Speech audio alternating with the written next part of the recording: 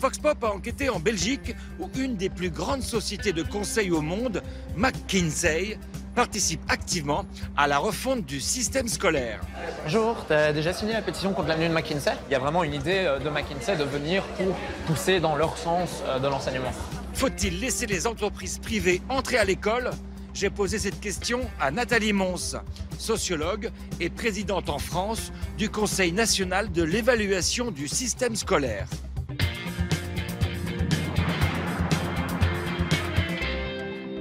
À suivre dans Vox Pop, l'éducation belge dans les mains d'une des plus grandes entreprises de conseil au monde. Et Nathalie Mons, présidente du Conseil national de l'évaluation du système scolaire. Main basse sur l'école, c'est le dossier de Vox Pop.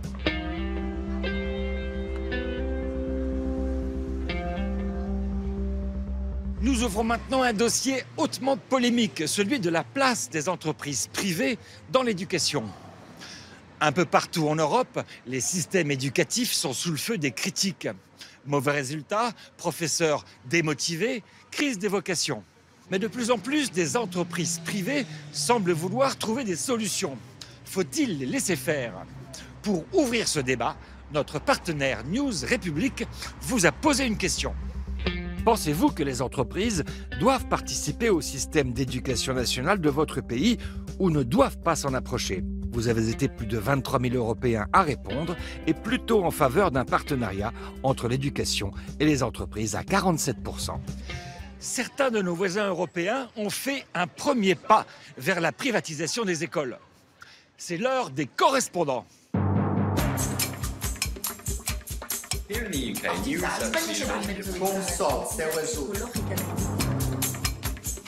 L'Angleterre accélère la privatisation de son éducation.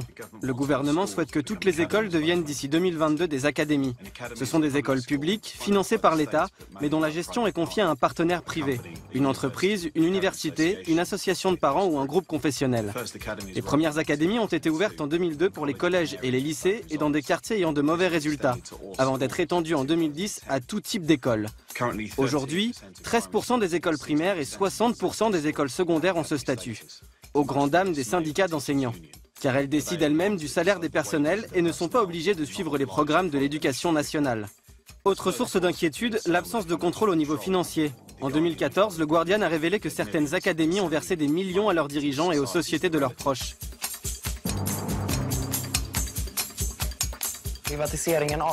La privatisation de l'école en Suède, on s'en mord les doigts. Le niveau scolaire ne cesse de dégringoler, selon l'OCDE, depuis les années 80. Et l'arrivée des free-schools mises en place en 1992 n'a pas inversé la tendance. Ces écoles privées, entièrement gratuites, sont comme les académies en Angleterre, financées par l'État et gérées par des entreprises, des fondations ou des associations. Aujourd'hui, les free-schools, qui accueillent 18% des élèves, sont dans le collimateur du gouvernement.